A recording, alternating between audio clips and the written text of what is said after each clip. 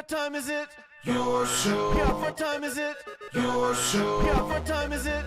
Your show. Yeah, he's back from the dead. Your show. Putting it on the map, yeah. Saskatoon.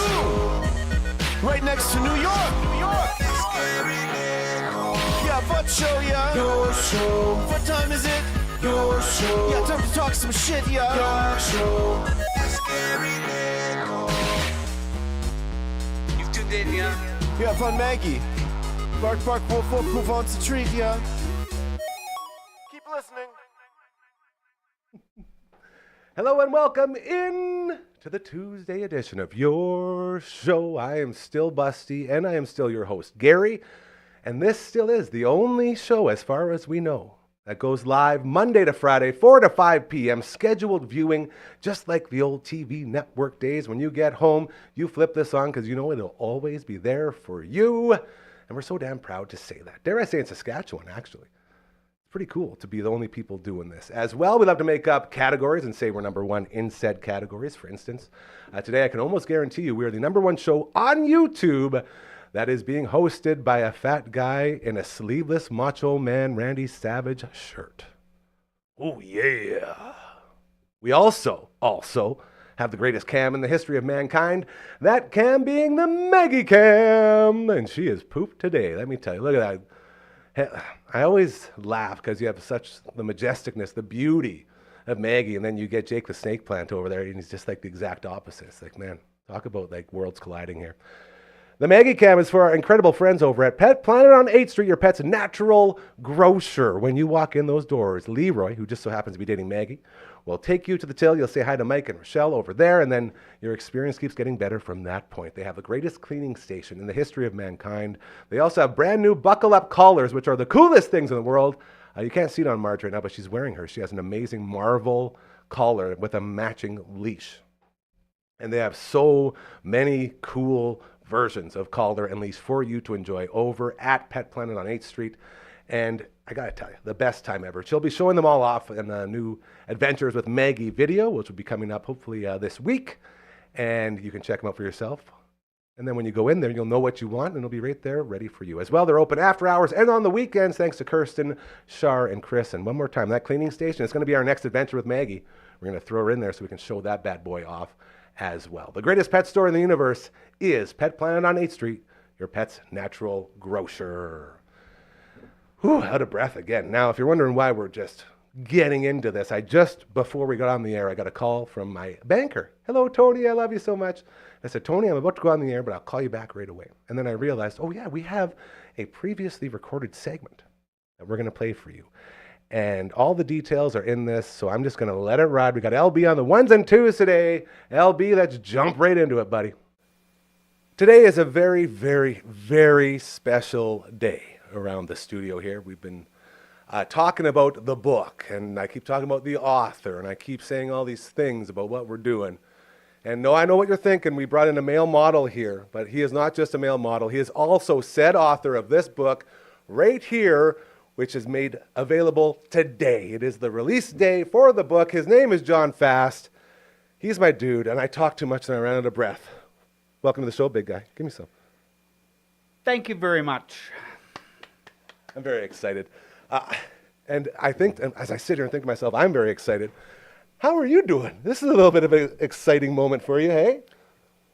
I'm tired, man. It's been a lot of work, and it's been a long time coming, but I'm really happy that we finally arrived at today. It's a beautiful thing, and I talk about it all the time with this studio and how it, as long as you open up to the universe, it always gives back, and it always puts you on the right path, and it always guides you in the right direction.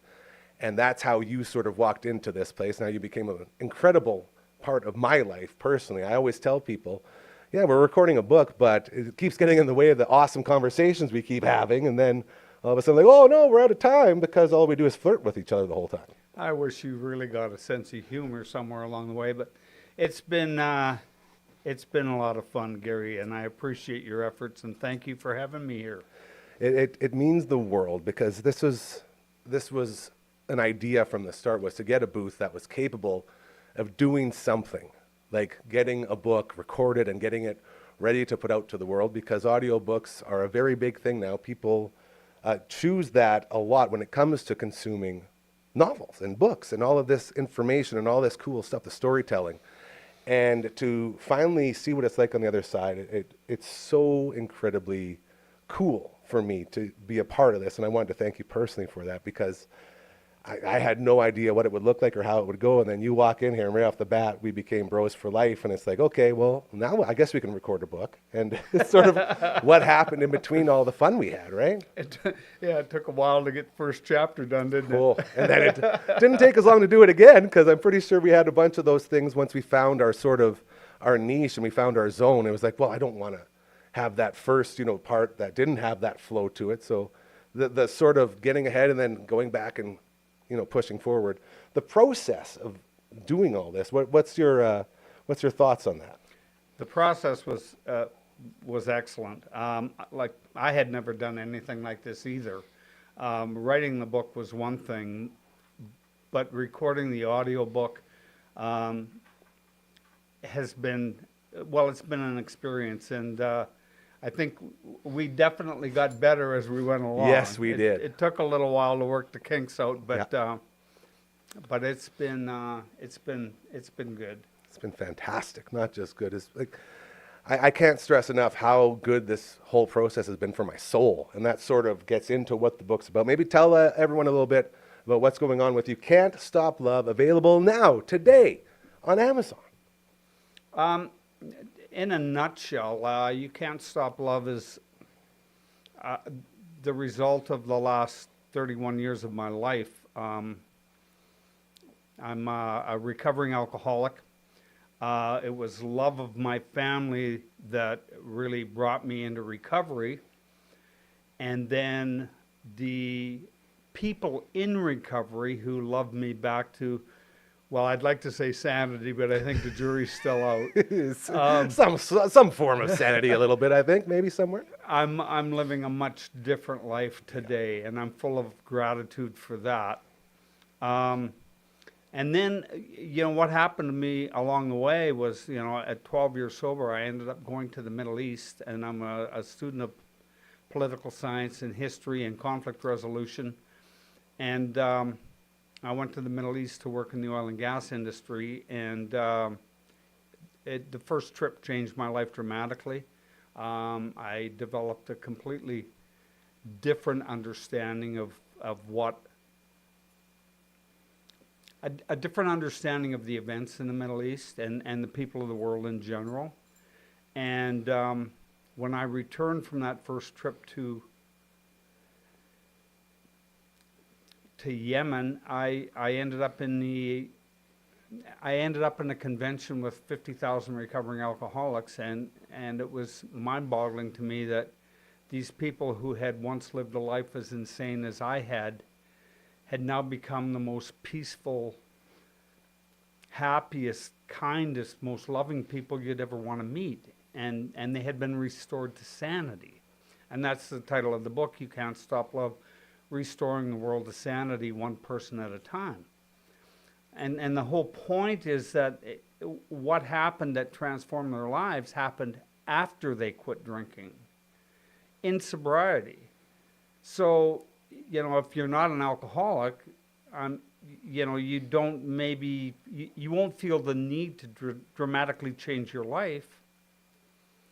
But, like if a bunch of alcoholics can do this, why can't we all? It's really that simple. It had really nothing to do with the fact that they drank, because drinking was no longer a problem in their lives. So they went through this major transformation and found a way to live with joy in their hearts. And if a bunch of drunks can do this, why can't we all?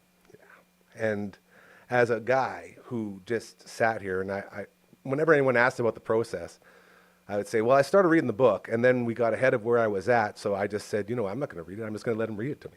So every day we'd come in here, and I was like sitting like the little kid, legs crossed, sitting down. Well, John sits here with the book and just reads and tells his story. And like so many times throughout the process of recording it, there was so many relatable moments and so many thoughts where I've said, dude, and we would stop in between takes and I would tell you a story about how, yeah, I totally understand what you're saying here. I went through that with this, or my friend did this. Like every single moment of this adventure, this journey that is this book, can be related to by so many different people in so many different ways. And the end goal being, let's be positive, that's that love do the work, is so beautiful to me, because that's what I've been saying forever. And that's how this whole place got started, was, you know, giving back and loving each other and treating people how you want to be treated. It's all here in the book. The change comes from within, and it's about being honest with ourselves about who we are and what we do. And of course, the thought leads to the action. So if the action is insane, obviously the thought is insane. And so, you know, like I stated at the beginning of the book, the two things that really define insanity for me are addiction and war. And I spent 3 years in Yemen, and then I went to Libya, and then I went to Kuwait, and then I went to Iraq, and then I went to Afghanistan. Don't forget Somalia and so many more. It's crazy. Like your journey is insane to me. This is what I'm trying to get across to everyone. Well, and this all happened to me in recovery. I mean, and so the principles that I'm applying in my own life to change the principles of sanity and honesty and patience, kindness, tolerance, and love. I'm looking at the world and I'm asking myself, which one of our nations are really embracing those same principles in how they conduct their affairs? And it's a pretty short list. We're living in a world fueled by ego, and I think that's the interesting thing about addiction, is that I was told very, very early in my recovery that it was my ego, the fear, the greed, and the desire of my ego that created within me a need for more. And of course, it was more alcohol in my case. Absolutely. But it's this need for more is perfectly obvious to me as I look at what's going on in the world, how certain individuals with the support of major military machines are in pursuit of more. They want more. And it's an addiction. To me, the parallel between the addiction to alcohol and the addiction for more wealth, more sex, more, whatever it is you want, that is the problem. The function of the ego creates within us the need for more. And as Eckhart Tolle points out, and I quote him in the book, He does. the only thing that gets us out of that need for more is a spiritual transformation. And you can't have a spiritual transformation and lie to yourself. You have to be brutally honest about your own actions and what you see going on around you. And you know, I used to think that this would be the most boring existence, you know, imaginable, and this has just been a beautiful ride. It's been, and you know, I'm a father now, and a grandfather, and a great grandfather, and you can't stop love. It's just there's just so much of it, and I am bewildered after being in all of these countries around the world, why we continue to treat each other the way we treat each other, and the simple fact that all we have to do to change is choose to do so. There's nothing complicated about this. No, that's the best takeaway, is it's so simple. We say it all the time on all of our, like everything we do, we talk about treat others how you want to be treated, the golden rule. And it's always finished with, it's that easy. All it takes is just putting all your stuff, your ego and everything else in the back seat and say, I want to help. What can I do? Exactly. That's it. Can we continue as we have? That's the big question, the spine of the whole book, as we look at everything that's going on in our world. Can we continue as we have? And that was a question I asked myself early one morning over 31 years ago. And when I came to the complete conclusion that I was going to be a dead man if I continued living as I have, my life changed. And only because I decided that I wanted it to change. And then I had the courage to go and ask for some help. And I found others like me who love me back to health. But we have, the simple fact of the matter is that the recovery community is active in 177 different countries around the world, and there's millions and millions and millions of us, and it started out as 2 people in 1935. This is a teachable, simple, functional, workable process that anybody can do. All they have to do is decide that they want to and take a look at their lives and the world that we live in and just ask themselves that very simple question. Can we continue as we have?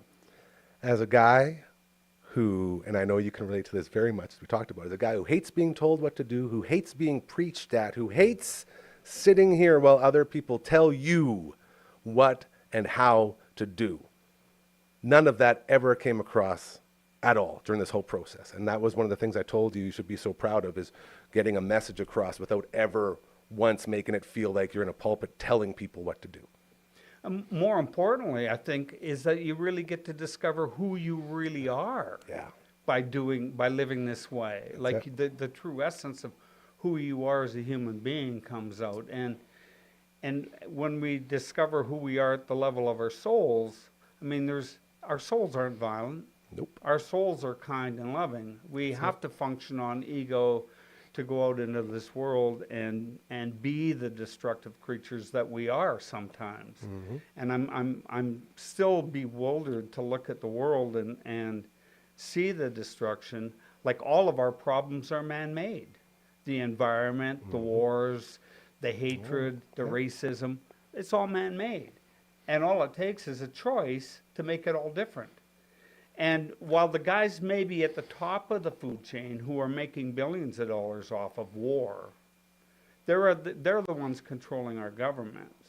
So we may feel like we're helpless, but I really firmly believe that out of the 8 billion souls that are walking on this planet, all we really need to do is wake up. And I think they're scared to death of us. And the last thing they want is for us to wake up. Yeah. And I'm not here to throw anybody under the bus or point any fingers, because each of us have a choice in this. Nobody can tell me, and you just so aptly pointed it out, nobody can tell me what I believe. Mm-hmm. That's a choice that I get to make. Hell yeah, brother. And if what I'm doing in this world is bringing pain and suffering to other people, I have to hold myself accountable for that. So if I can't imagine what would it be like if each of us did that, just because we do have a choice. We have a choice in everything we do, and by following along with the status quo as we have for a long, long time, and I mean, it's worked. We've built incredible societies, but I think we've hit the turning point. And I'm asking people all over the world in my travels, can we continue as we have? And very, very, very rarely do I encounter anybody who thinks that what's going on right now on a global basis is a good thing. I'm with you, dude. I know we got to get you out of here. I just want to thank you again for changing my life, and this whole process has been so incredible for my soul, and I'm so grateful. And I just want you to know that you're family here now. So if you ever need anything, this is your studio too, just like everyone else. We got your back. And congratulations today, the book, You Can't Stop Love, available now. Doesn't that feel good?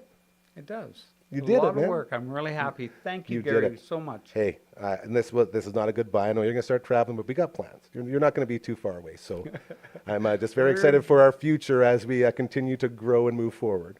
Where's Johnny? That's a little hint for you. Dude, thank you so much. Congratulations. This is great, and you're the best, bro. Thank you, man. Hey, I love you. I love you too. That's my dude right there. Again, John Fast, the author of the book, You Can't Stop Love. You can find it now, and the audio version coming very soon, as we've been working on it a lot, and so excited. By the way, if you have a book that you would love to give the audio treatment, it's real easy. Just let us know. Send us an email at contact@dufferinav.com. And then we can go from there and make it happen, because this place is all about doing things you never thought you could ever do, including recording an audiobook. And now we can say, we've sort of done that, which is very, very cool. So let us know if that's something that you would be into or anything else that you want to do. We basically can do anything here. That's what we're learning as the days go by.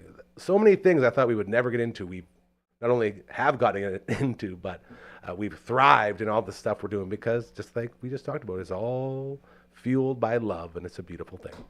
As we continue on the Tuesday edition of your show around here, that usually means another episode of the All Out of Angst podcast. This podcast stars two men and this guy, the busty host, along with Uncle Mike and his all-natural products, and Matt from all the bands. Ladies and gentlemen, it's the Away!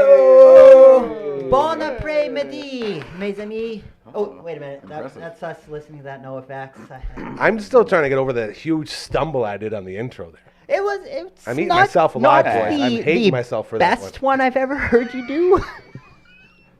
See, we used to do this individually, and now we decided to get fancy, because we fancy ourselves to be really good at all this stuff that we do. And then you realize, oh, maybe we're not the best in the world.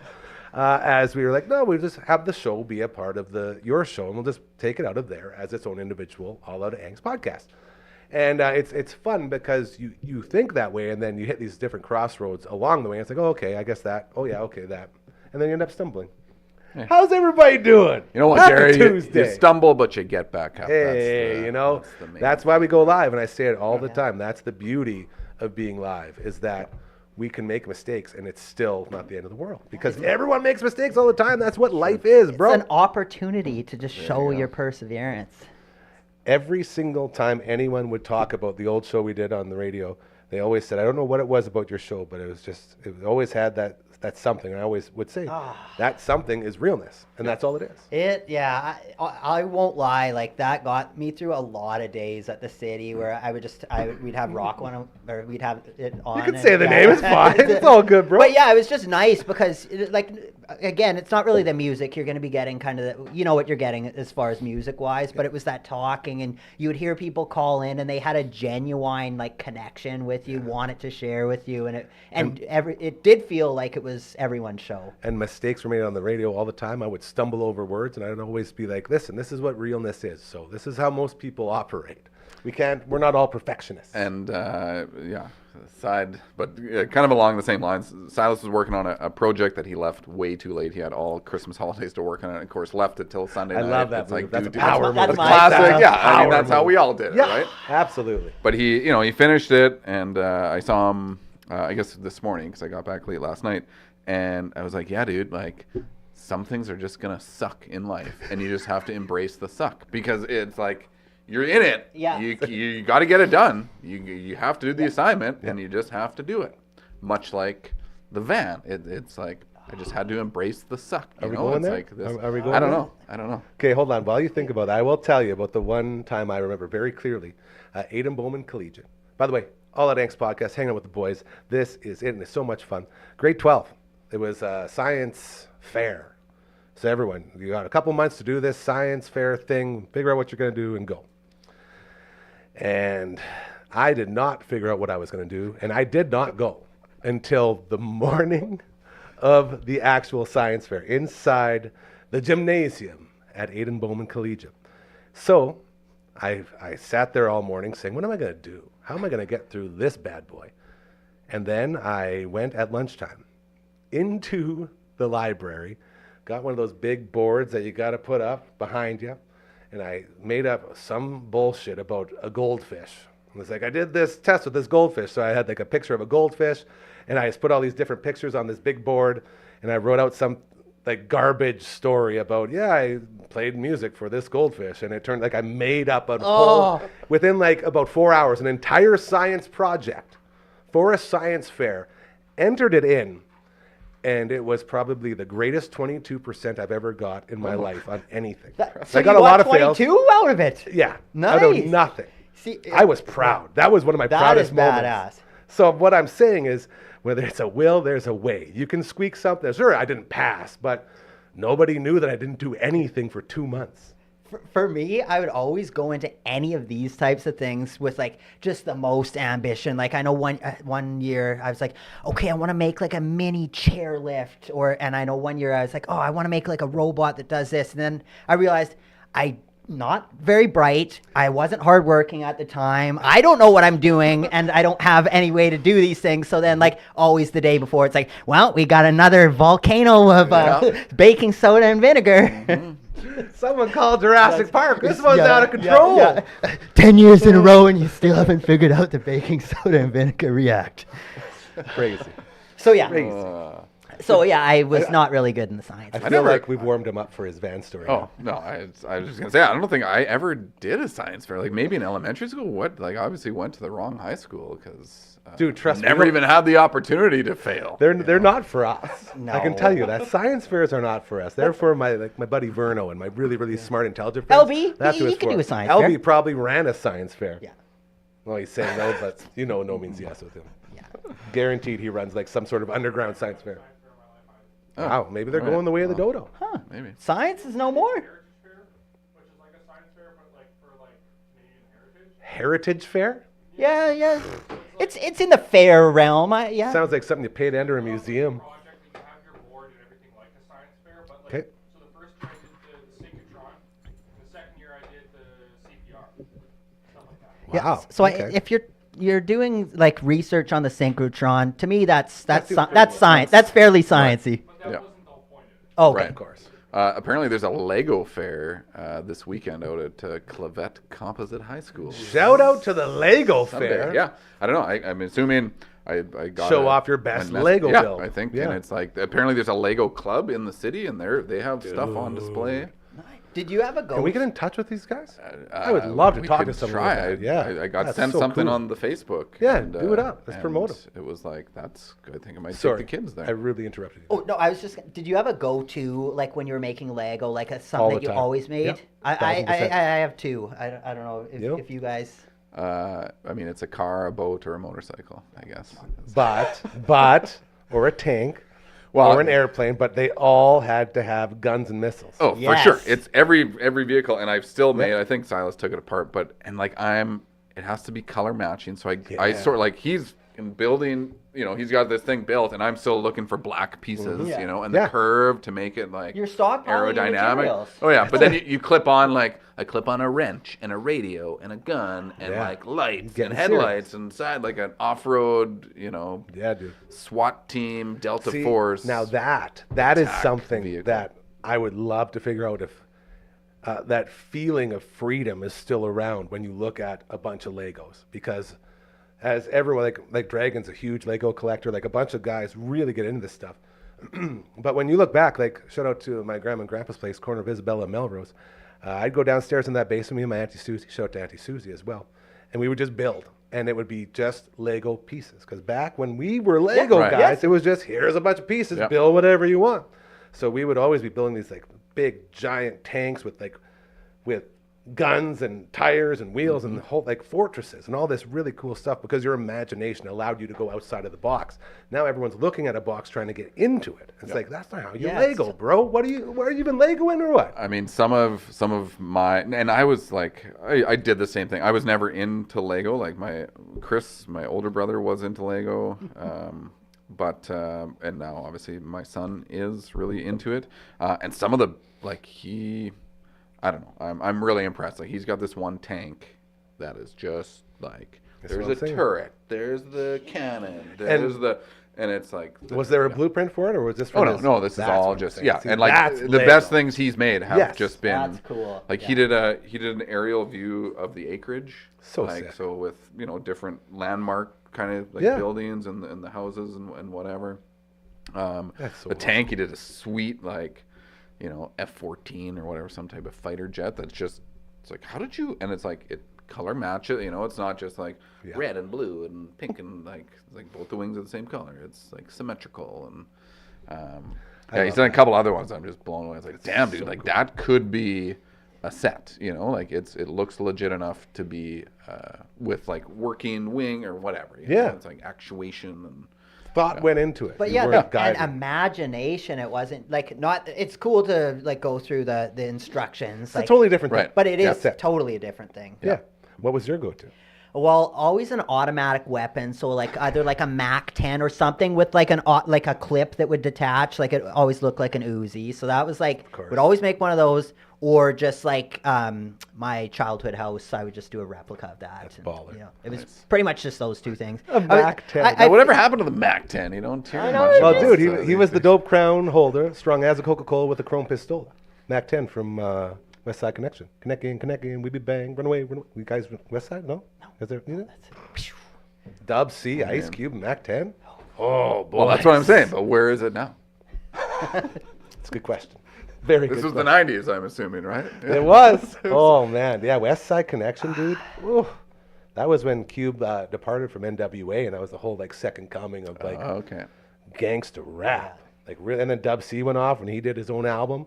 Had a song called Cheddar, and it was so like ring ding ding ding ding pimping it up on the West Side. Like, really good music, man, came from these guys. I can't believe you guys weren't West Side Connection guys. Honestly, I liked hip hop and stuff, but I was fairly passive listener as far as like Let me rephrase that. I can believe you were not a hip hop guy. You, not so much. I feel like you might have had a little bit in there. I was into the gangster portion of it. That's and- what I mean, man. It was the movement. The movement. But I have no I- issues with it. I just didn't personally listen to it at the time, and you didn't have access to like every song I on will the tell internet. you, there's nothing cooler than a very well-off white guy pumping gangster rap in his 1979 Chevrolet baby blue Chevette. Just saying, just like Office Space. Michael Yeah. Bolton. Roll down the window, Michael Bolton. Exactly. Yeah, roll it up and then get back into it. But yeah, that's some good stuff right there. So you were making Mac 10s with your Legos. That was pretty much it. Yeah, That's pretty cool. I feel like I didn't have that much creativity as a kid. Like I feel like my I learned when I was a kid to draw the little like sun in the corner of your photos or whatever. And like once I learned that, every picture I drew in school had that. That It's sun, just like Standard. You put sunglasses on it? duh. Every single sun I've ever How do you drew. know if it's cool? That's right. Big old sunglasses, a big old smile. I've never once made a sun without sunglasses and a smile. That's sort of like That's why we that's get our along. autograph. Yeah, that's our signature right there. Very, very cool. As we continue, are we ready to talk about the van yet? Do we want to talk about the van? Sure, yeah, Update I on the don't know. van as we've all sort of aired some grievances. Yeah. I mean, we've danced around it, I guess, long enough here. Well, I feel like you listening at home and you watching, I guess, at home right now as well. This journey that this Uncle Mike's van has been on has taken on a life of its own. Like it's just there's been and it's so relatable. I want everyone to sort of come together to understand because we've all been there. We've all been through moments like this. But just to get you all caught up, how many months ago? 2 months ago? 3 months ago? well, July. I mean, when the initial story, like That's crazy. Scratch it's that. Left, Scratch it's that. been there Since- since the end of July. Since the end of July, his Volkswagen van has been in Calgary, and he's made numerous attempts to retrieve said van, and none of them were fruitful in any way. And then we get into this past, I guess, literally yesterday. Yes. Take us to yesterday, Uncle Mike. Like Gary said, a few attempts made, catching rides with a buddy. They were uneventful, did not come back with the van. So I decided I need to get this van home just to kind of close the book on this. And, the shop kind of wanted it out of their parking lot, whatever. But it was like, I need to find time. Did they charge you at all for 6 months rent? No, Thank it was God. on them. Great I mean, people. right? Well, Like they 100% were. on them. Make no mistake, we are not blaming anyone here. This is just everyone's being victims of circumstance. Yeah, and then he even said, like, you know, he's like, yeah, I mean, if you would have needed to leave it, like, we understand we're slow, like, this is kind of on us. It's not, you know, whatever. But for me, I just wanted to, like, okay, let's just get it, because it's hanging over my head. It's like, it's there. I got to figure out, do this, yada yada. So I found a super cheap flight on WestJet, like $77. Hopped a flight yesterday morning to Calgary. Cab from the airport to the shop was like $53, which is ridiculous, I think, when I can fly to Calgary for $77 and a cab cost me $53. Anyway, make it to the shop. Everything's tickety-boo. Get it warmed up. Say my goodbyes. Thank you. Hit the road. And basically the same spot where I started having issues. You know, I get to about Airdrie, so about a half an hour out of the city. I kind of start losing power again. Like, what the hell? So right away, gas station, pull over, you know, take a minute, turn it off, come back out, and now it won't start. Of course. So, I mean, I call the shop. Obviously, I was going to call them anyway. Hold on, what was the first thing you said when you called them? Not the call I want to be making, guys. Just for some reference, like, what was the temperature like when you were? It was. Fortunately, it wasn't that too bad. bad. Like, it was. I think Calgary was hitting like a high of 0 or Okay, +2 or yeah, something so- yesterday. I mean, at this point, we were probably right around that 0, -1, +1, like hovering right around 0. So at least it was decent. You know, might have even been warmer with the sun. Anyway, so now I can't even get the van started. Like, ideally, I would just drive it back and either leave it or they would assess and whatever. But now I can't get the thing started. So I'm like, oh, geez. Of course, everything, you know, the last 4 times I've tried to get it is going through my head again as to, like, how am I going to get home? What am I going to do? Am I spending the night? Am I, you know, buying now a $500 flight because it's last minute? Am I going to try and hit up Facebook to try to get a ride or whatever? Let it sit for a bit, you know, stew in all of this for a few minutes, and sure enough, it fires back up. So now I'm, you know, getting it back, like hoping it's not going to die on the way. Get it back to the shop, and I'm just, I think it was over lunch, so it's like, you know, texts were on lunch or whatever. I'm like, well, I'm going to, you know, I'm 4 coffees deep already today. I haven't had anything to eat. I'm going to go walk over a few little, you know, restaurants or whatever in and around the place. Walk over, grab a bite to eat, come back. Ken, the owner, had taken it for a test drive. And, you know, I hop in for a test drive with him. He kind of gives me the rundown. Apparently it was a clip to a fuel injection, like an electrical connection clip that had come loose. There was a loose, like, vacuum hose kind of for the fuel system as well. So things weren't, you know, gas wasn't feeding properly. The electrical connection obviously is going to affect how the injectors work. He assured me that it was good. The idle I was still kind of sketched about because the idle was not as good as it was previously, but it was running. I hesitantly kind of took it again, thinking like, oh my God, I'm going to be back here in an hour again, 2 hours. And yeah, kind of start making my way. It's like, I don't know, 3 o'clock, 4 o'clock by now, thinking I was going to get there, turn around, leave, be home by 6, you know, not driving in the dark, driving when it's still warm out, whatever. Didn't leave Calgary till 3:30, 4 o'clock.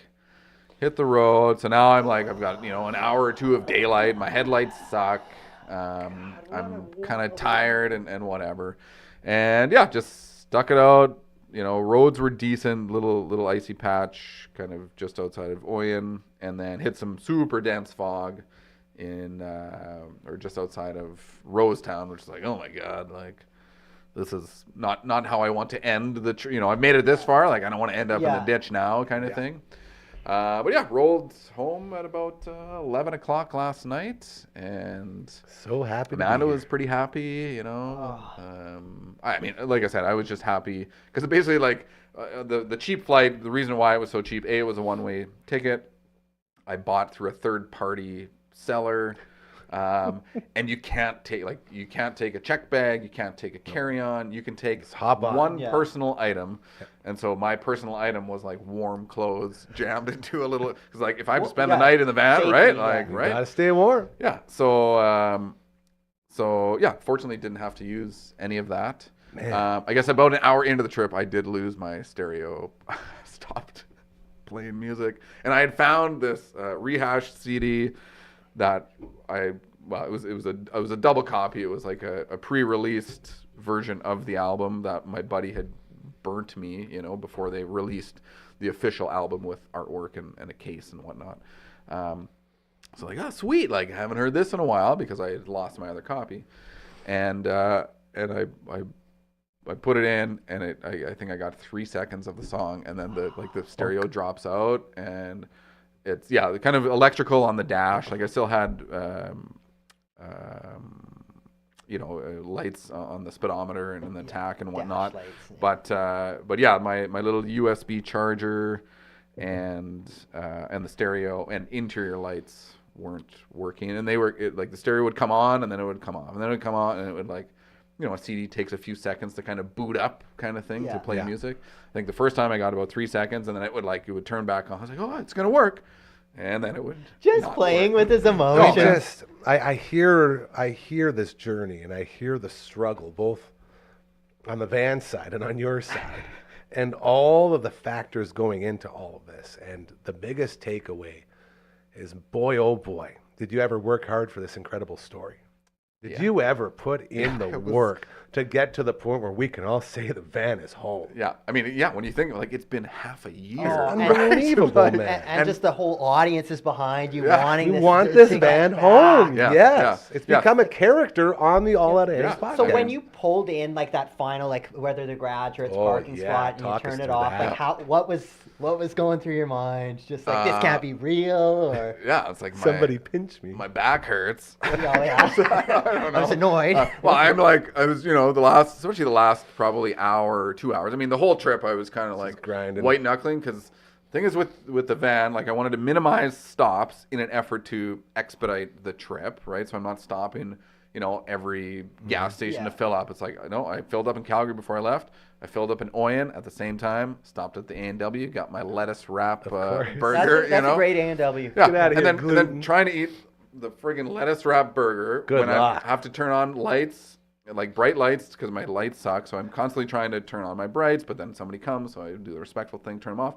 But then trying to drive, and then it's icy out, so I'm I got the one knee trying to knock my burger, so my burger doesn't end up in my lap. How much of the burger did you get in your mouth?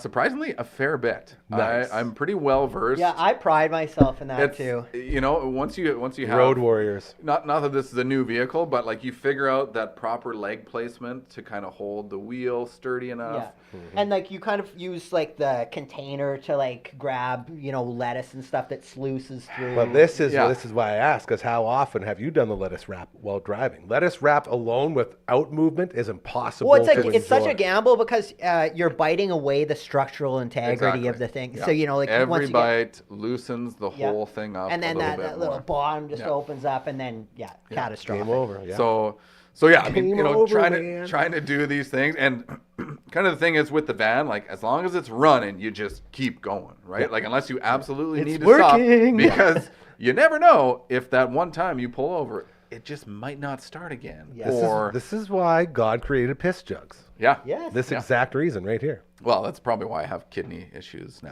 because I hold it for not so going, long. I can't pull over. That's it. But and same thing with the electrical. It was I don't want to.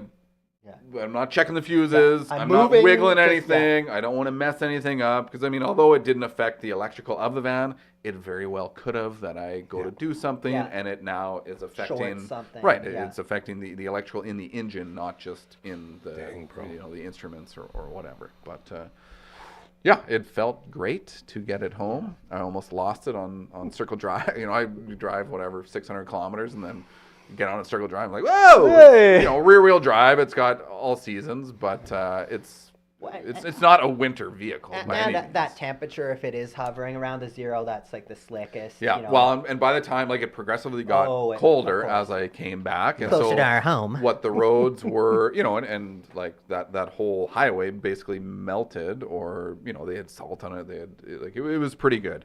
But then you come into Saskatoon, obviously it's a little bit colder. Maybe the salt doesn't work as well, or a little bit of skiff of snow and a little bit of ice gives it that little bit of extra sketchiness. But yeah, it was. I mean, I celebrated by. Congratulations. Yeah, that is. What was the celebration? I- Tell me how you celebrated. You were just about to say it. I went to bed. It really was not. I went to bed. That's a It was like I celebration. got home. And, We're over 40. Sleeping yeah. is a reward. Celebrate. I mean, Pretty sure that's what the song's about. Celebrate. Take a nap. Yeah, I mean, Amanda was like, by the time I was pulling in the driveway, and Amanda, Kids, Daddy's said, home. Yeah, she said, well, the kids were asleep at this I point. guess, But yeah. last time I came home, they were like doing dances in the window. I mean, I was coming home with Colin at that time. Yeah, but give me- This time she snapped a picture of just this blur of a white. She's like, she sent it to my brother Yeah. or whatever, the family kind of thing. Like, he freaking made it finally You with made the it. band. But this honestly, time. that's Dude. what life is all about right there. Like coming back and having the family welcoming you Oh. in and dancing in the window. You've never felt more loved as a father. Yeah. When you're gone for a couple days, especially when it's not like I was on vacation, you know. It's like you were definitely working. kind of been, last couple trips to Calgary. I mean, working and just through,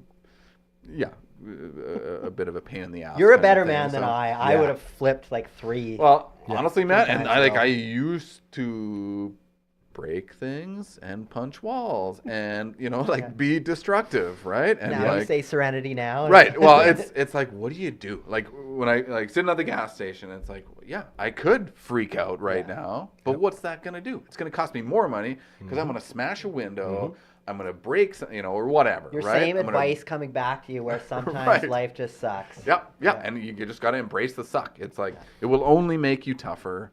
That's it, man. You and grow it's- from that And shit. it does feel like you have additional confidence when you've completed that goal and you're like, For sure. I have You can do gotten anything. through. Yeah. You've made it through this. You can make it through anything. Yeah. That's so Yeah. cool. Congratulations. Yeah, thank you. I'm That's- just, like I said, just happy to be done with, Yes. off my plate for now. That's it. As we continue here on the Tuesday edition of your show, it is also the weekly episode of the All Out Angst podcast starring Uncle Mike and his all natural products, as well as Matt from all the bands. As well, if you ever want to be involved with anything around here, it's real easy. Just send us an email. contact@dufferinav.com. You guys didn't get to play with the writing yet, so I thought I'd throw one more out there for you. That's the email, and you let us know you got show ideas, you got any questions for the boys, any of that stuff. This is here for you, okay? And if you're like me and you don't like technology and you don't like more words, you want less words, maybe you don't like the word contact or the symbol at all, I got great news for you. Take the contact and the at out and you get our website. It's like magic. Look at that, just straight up, dufferinav.com. All the way down, sending it all the way.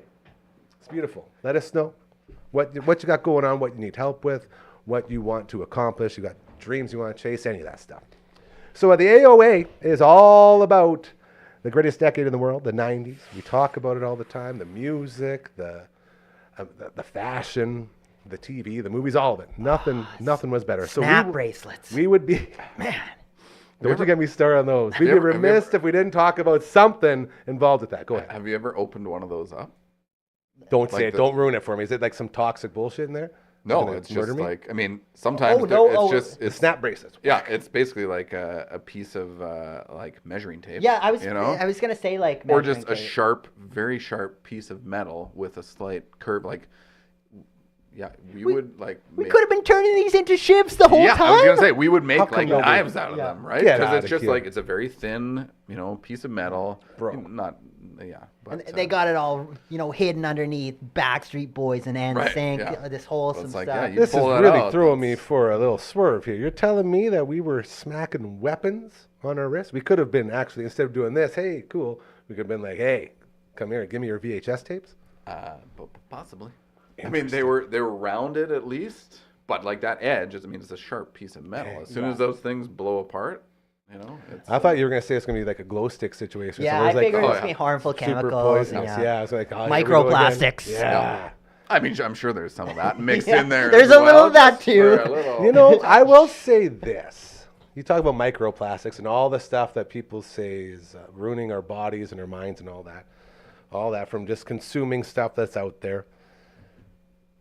I feel like our beautiful decade of the 90s, there was none of that stuff. Because it was after the moose phase, right? Yeah, and I feel like, you know, that was sort of the last time when people created things just to create them, not with the idea of, oh, we're going to create them to break down so often, as in like all your literal, like from your washing machines, dryers, all the way up, all that stuff is all appliances.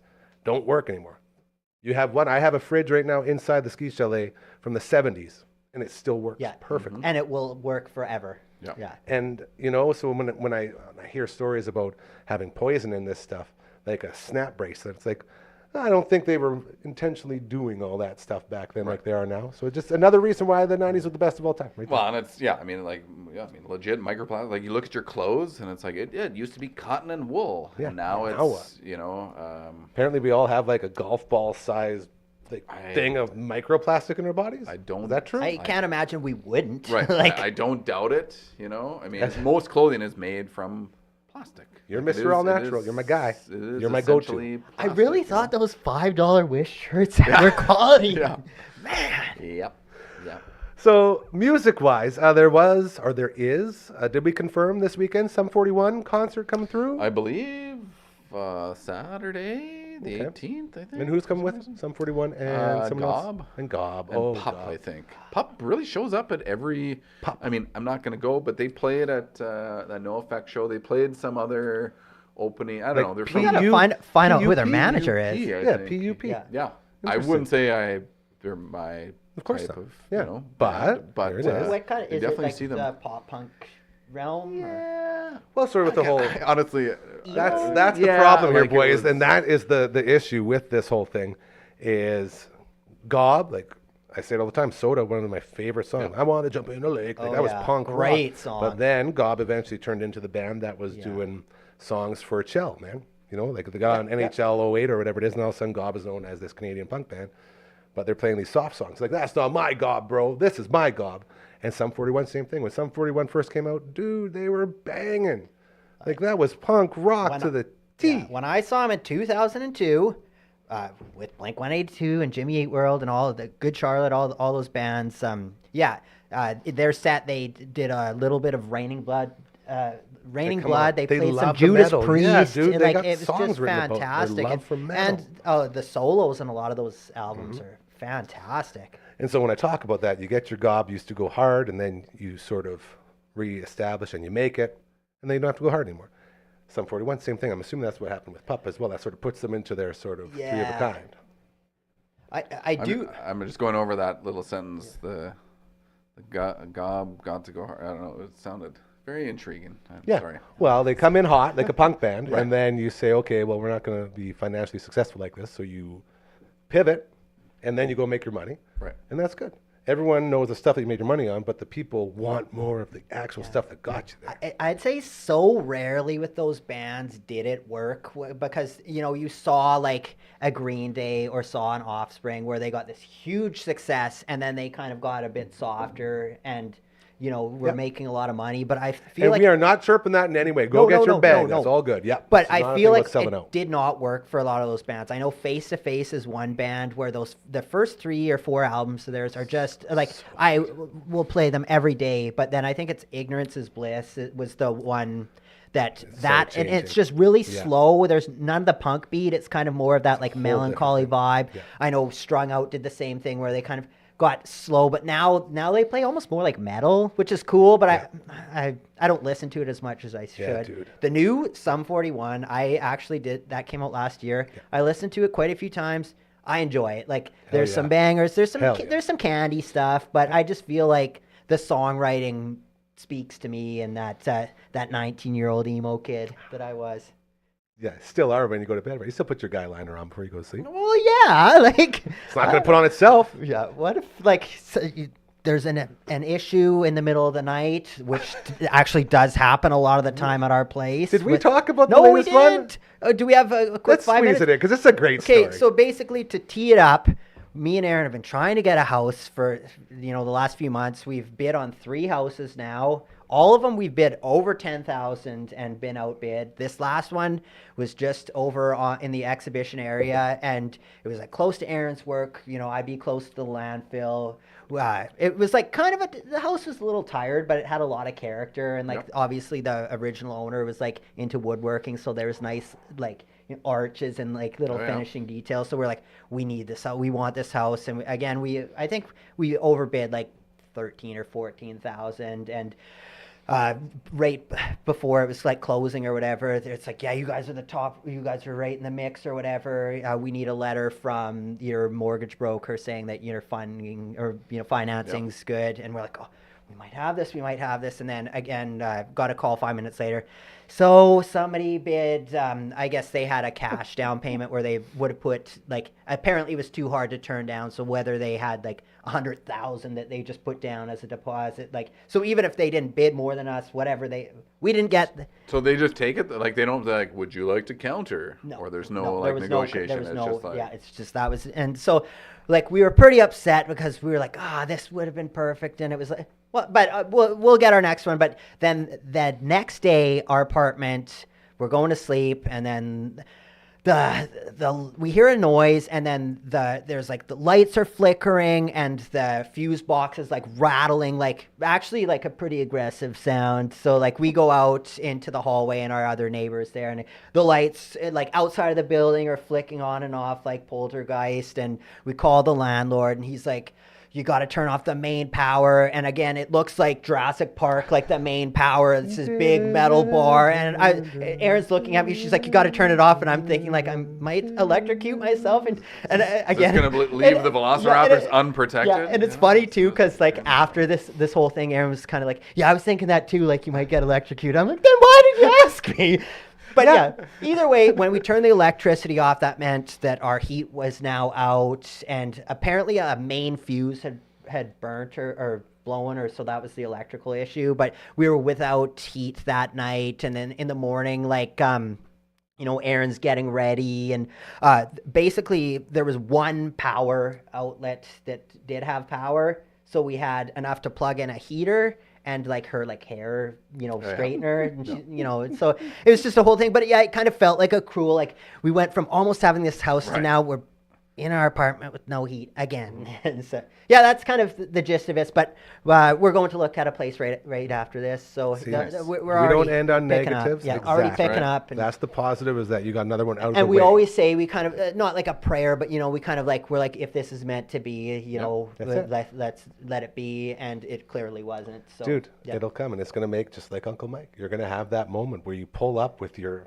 van after 6 months of trying to get her home, and you're gonna find it, and you're gonna be sitting there and say, "This is it." So sweet. I'm so excited for you for that. Also, by the way, I almost forgot. I keep doing this. You guys have to stay on me more, and I say you guys and the producers, or in the tooth booth. Shout out to Dr. Hausman and Associates. New episode of the #1 show on the network, The Viewing Room, starring Dragon and LB. So cool. They did Spaceballs, and LB put in so much work into this intro. Like, it's so incredibly fantastically done. You know the movie Spaceballs. We got the young kids doing reviews on all these movies, and they always have such great insight, stuff you wouldn't think about at all. And LB went the extra effort, so be sure to check that out during your perusals of things to watch, as The Viewing Room is so good. You'll find it here on the network. LB, you want to give Frank a little kick and wake him up for us? Dink, dink, dink. And we're playing, boys. Oh, finally. Hold on, Marge. Everyone's getting up. She's like, oh, it's supper time. Not quite yet.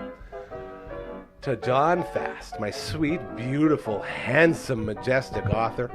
Finally getting to share what's going on, getting him on the show, and introducing you to him and his incredible book, out now. You can find it on Amazon. Pick up a pre-copy, and then once the audiobook is complete, you will also have a copy of that with the purchase. And it's going to be super, super duper cool. I saw you just texted me. I'll get back to it. I saw my buddy Ryan Bamford was texting, or actually tried calling. It's like, we get these phone calls still between 4 and 5. I'm like, man, I swear people know that we're on the air. But either way, I was gonna take it live. I was like, we're doing a good thing here. So to Ryan Bamford, I'll call you right away. I'm sure it involves our hockey helps the homeless, which I'm very excited for. So again, check out the book. It's there. You Can't Stop Love is what it's called, and it's so incredibly awesome. Thank you to John for that. To LB on the ones and twos today, love you, buddy. Great job again on Spaceballs. Check that out with him and Dragon together. They are the viewing room. There it is. Look at that. New episodes every Tuesday. How cool is that? To Uncle Mike's van, thank you for finally making it home since July. We've missed you, and we're so grateful to have you back where you belong. We are going to miss those trips with Gibby, though, because those were good trips, eh? Yeah. Shout out to Gibby for being a personal valet back and forth for a couple times. We love you, buddy. And to you two jabronis, Uncle Mike, Matt from all the bands, I love you both so unbelievably, incredibly much. You guys complete me in every sense of the word. I'm so grateful to have these all out of angst episodes each and every Tuesday with you. It means the world. And I'm so, so grateful for that. I just want you guys to know. And to many, many more as we make our way through this crazy thing we call life. You guys are really on it on the piano today. We'll be back tomorrow, 4 p.m. It'll be another episode, or another edition, I guess, of the All the Way Around Table with our friend Coach Number 1 in Melbourne, as well as Curtis Anderson and Coach, 2. Always the best time with those guys, so be sure to head on back for that episode and all the other amazing episodes we have here on the network. Remember, we have a saying here, karma is very, very real, all right? Do good things, they'll start happening to you, and that's how we make this world a better place. I promise you. I love you. Have a great night. Great job, guys.